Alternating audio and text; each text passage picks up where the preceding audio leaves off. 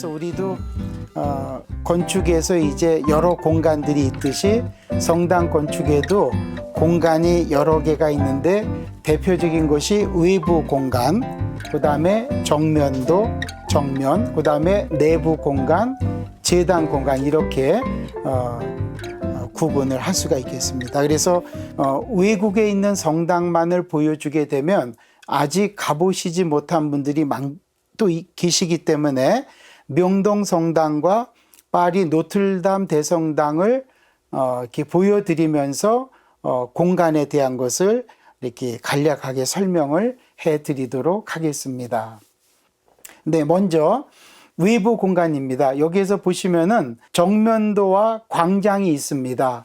그런데 명동 성당은 성당의 축이 남북축입니다. 대부분 성당은 동서축입니다. 그래요? 네, 동쪽이 제단입니다. 왜냐하면 천지창조, 아침에 해가 떠오르는 곳이 동쪽이기 때문에 그 제단 쪽에 스테인글라스가 빛을 받게 되면은 그것이 빛의 효과가 있습니다. 그래서 대부분 하느님께서 창조하시는 그 창조 질서에 의해서 동쪽에 해가 떠오르기 때문에 제단이 동쪽에 자리 잡고 서쪽이 출입문이 일반적인 성당 건축의 배치입니다. 그래서 그렇구나. 노틀담 성당은 정확히 동서축입니다. 근데 우리나라는 왜 명동 성당은 왜 네, 명동 성당은 역사성이 있습니다. 100년 동안의 박해 시기가 끝나면서 그리스도교 신앙의 승리, 그것을 종탑을 통해서 보여주는 거죠. 왕들도 볼 수 있고 그 다음에 일반 한양 성곽 안에 있는 사람들은 거의 다 그 당시에 높은 건물이 없었기 때문에 맞아요. 이 종현 언덕에 50m의 종탑이 있었다는 것은 바로 신앙의 승리가 이루어졌다. 100년 동안 10,000명 이상의 순교자가 나오지 않았습니까? 바로 이렇게 박해를 극복한 상징적인 의미에서 코스트 신부님이 남북축을 생각했다는 그런 추정을 해볼 수가 있습니다. 역사성이라고 하셨는데요. 그 네. 말이 좀 다시 다가오는 네, 것 같네요. 역사성, 그 다음에 상징성, 그 다음에 또 한 가지는 장소성. 이 장소가 종현언덕이 바로 천주교 신자들이 종현언덕에 모여서 김보무의 집에서 천주교 집회를 했다는 상징적인 의미가 있기 때문에 그런 것이 적용되었다고 볼 수가 있겠죠. 여기서 보시면 명동성당 출입문 앞쪽에도 이런 이제 그 광장이 형성돼 있고, 그래서 이 광장은 이제 사순절 성지주일 때 성지를 밖에서 광장에서 축성하고 성지까지를 들고 성당 안으로 들어갈 수 있습니다. 그 다음에 성체 거동 때도 광장에서 그런 전례, 어떤 집전을 할 수가 있는 거죠. 그 다음에 이제 노틀담 대성당도 앞에 상당히 긴 광장이 형성돼 있습니다. 여기서도 전례 거행도 가능하고 시민들의 집회도 가능하다는 그런 의미도 담겨져 있다고 볼 수 있겠습니다. 그 다음에 명동성당에 저 포티코라는 장소가 있습니다. 그거는 지붕이 덮여져 있는 눈비를 피할 수 있는 중앙 출입문을 들어갈 수 있는 공간, 그것은 이제 포티코라고 건축적인 용어입니다. 두 번째로는 이제 정면을 보여드리겠습니다. 네, 정면을 보시면 이제 명동성당부터 먼저 보시죠. 출입문이 3개가 있습니다. 신자석으로 들어가는 중앙 출입문이 있고 종탑 하단에 있죠. 그 다음에 양옆에 작은 출입문이 2개가 있습니다. 그것은 이제 원래는 통로 개념인데 명동성당은 좌석수가 부족하기 때문에 거기에 신좌석을 배치를 했습니다. 그런데 노틀담 성당을 보시면 출입문이 3개가 있죠. 3개가 있는 곳은 삼위일체, 성부, 성자, 성령, 삼위일체 하느님을 상징하는 의미에서 출입문 3개를 구성했고 2층에 스테인글라스가 있습니다. 그 다음에 양옆에 이제 종탑 2개가 있습니다. 그래서 저것은 이제 성당 위치를 알려주는 것이고 미사 시작할 때 종을 칠 수도 있고 이런 어떤 의미에서 종탑이 그 상징성을 가진다고 이제 볼 수 있겠죠. 그 다음에 중앙 출입문 위와 상단과 그 다음에 양옆에도 팀파눔이라는 그 석재로 이렇게 조각된 부분이 있습니다. 그거는 대부분 성인 성녀들 순교자 그 다음에 성경 내용을 돌로서 부조로. 이렇게 조각을 만든 것이 이제 출입문 상단에 있는 팀파눔의 기능이라고 볼 수 있겠습니다. 신앙적인 의미를 거기에 석재로서 조각한 내용입니다. 그 다음에 이제 3번째 내부 공간으로 들어가겠습니다. 네, 그래서 명동 성당의 내부 공간에서 보면 네이브와 아일, 그냥 네이브는 신좌석입니다. 신자석. 네, 중앙 통로, 미사에 참석하는 전례자들을 위해서 네이브라는 공간을 쓰고 있고 오른쪽에 보시면 이제 노틀담 대성당의 그 신좌석도 볼 수가 있습니다. 네이브 공간. 그 다음에 기둥이 있죠. 명동 성당은 벽돌로 된 모습이고 노틀담 성당은 원형 기둥 석재를 볼 수가 있습니다. 그리고 이제 기둥 위에는 창문이 있습니다. 그거는 채광 목적 때문에. 그 다음에 이제 트란셉트는 예수님의 양팔에 해당한다고 볼 수 있습니다. 원래 트란셉은 사제수가 많아짐에 따라서 제단 공간에 사제석이 부족할 때 트란셉트에 사제석을 만들어서 거기에 참석했던 장소입니다. 그런데 평상시에는 사제들이 많지 않았기 때문에 이제 거기는 순례를 온 신자들의 공간으로도 이용이 됐던 모습입니다. 명동성당의 트란셉을 보면은 위에 커다란 대형 창문을 볼 수가 있습니다. 저것도 채광 목적으로 이제 그런 대형 창문을 형성했고 노틀담 대성당에서는 창문이 있는 공간에 대형 스테인글라스가 또 있습니다. 그래서 노틀담 성당에는 장미창이 3개가 있습니다. 신부님, 네. 질문하고 싶은 게 네. 있어요. 지금 명동성당에서 미사를 드리면은 네. 신부님이 조그만 얘기를 해도 조그맣게 이제 미사 그 얘기를 해도 마이크를 통해서 막 화면이 막 이렇게 보여가지고 네, 네. 다 들리거든요. 네. 근데 그 옛날에는 이렇게 신부님이 큰 소리로 그런 뭔가 이렇게 경본을 외우셨을까요? 그런 건축에도 사실은 이런 소리 울리게 잘 그러니까 뭔가 이제 했을 것 같아요. 고딕성당을 설계했던 수도사들이 그런 음향에 관해서도 전부 이렇게 연구를 해가지고 네. 최대로 마이크가 없어도 음성으로 나갈 수 있도록 그 공명, 음향 그것이 효과를 발휘할 수 있도록 설계를 했다는 내용이고요. 그 다음에 또 한 가지는 설교 때가, 강론 때가 제단에 있는 경우도 있지만 신좌석 쪽 기둥 위에 자리 잡는 경우도 많이 있었습니다. 지금은 없죠. 지금은 이제 유럽에 가면 대성당에 아직도 그 흔적은 그대로 남아 있습니다. 전 지금 명당성당 사진을 보니까 또 좋아하는 이유 중에 하나가 제 그 독일 고향 함뮌린이라고 작은 도시인데 네. 고딕 성당이 있어요. 상트라주스라고 거의 내부 그 분위기가 되게 비슷해요. 네.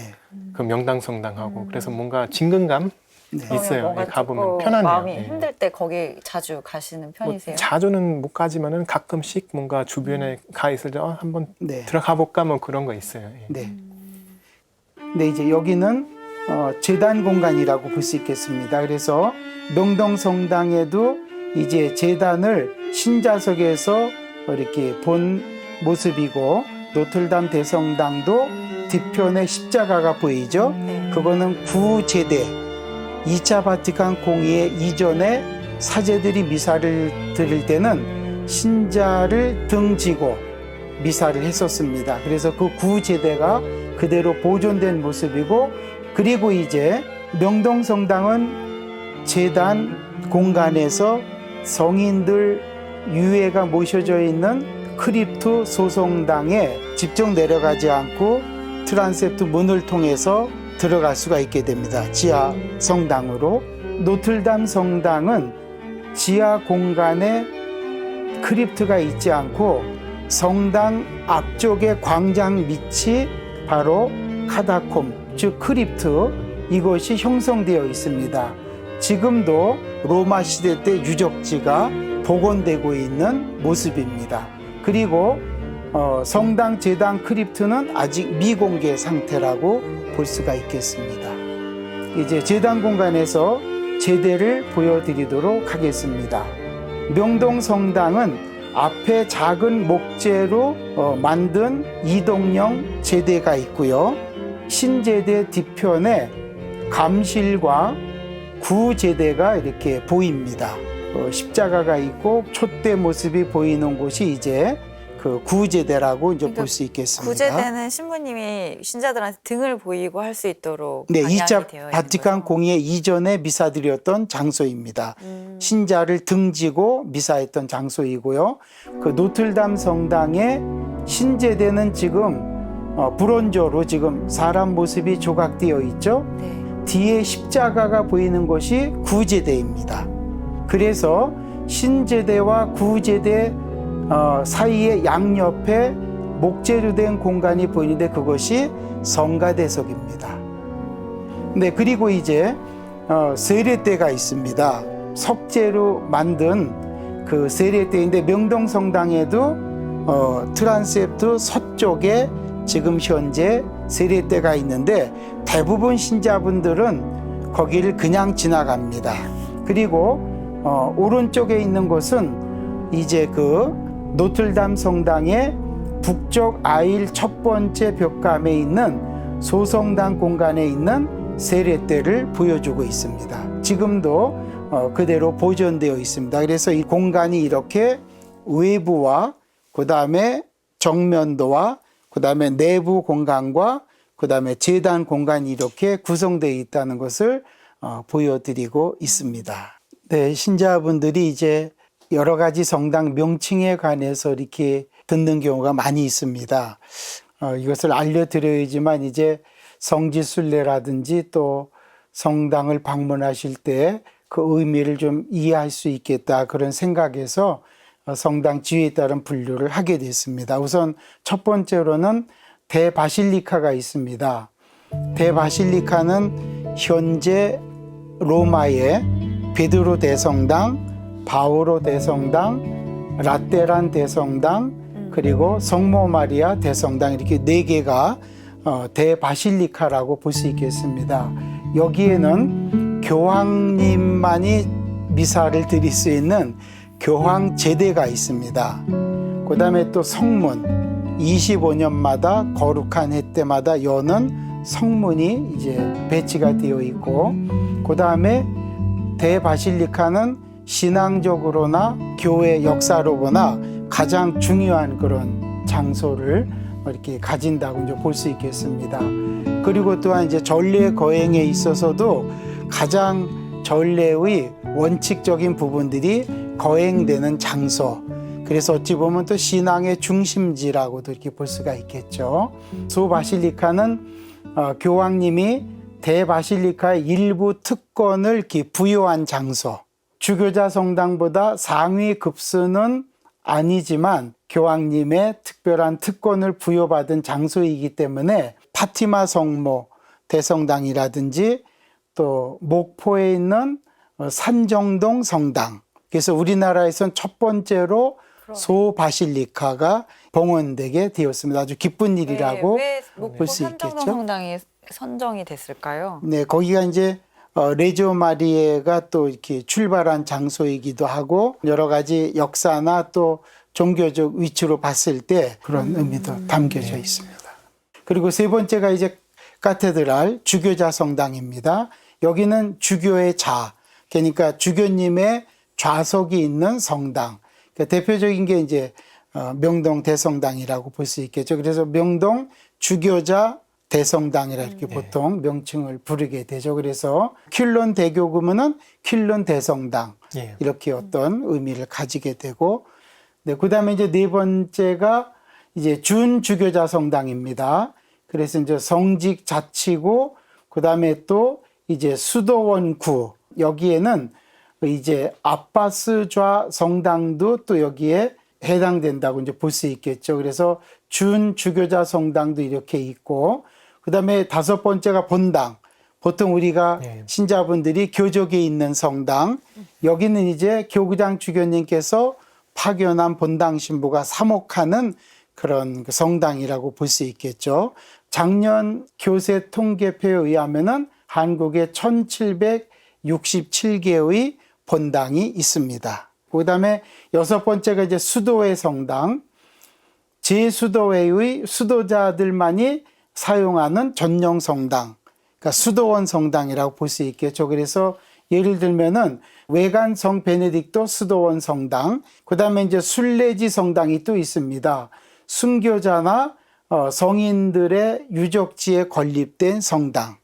예를 들면 이제 절두산 성지 성당은 서울대교구가 관리하고 있고, 그다음에 새남토 성지 성당은 복자회에서 신부님이 파견되어서 순례지 성당으로서 기능을 그렇죠. 가진다고 이제 볼 수가 있겠습니다. 이렇게 해서 대개 성당을 바실리카부터 순례지 성당까지 7개 정도로 지위에 따른 그런 분류를 할 수가 있겠습니다.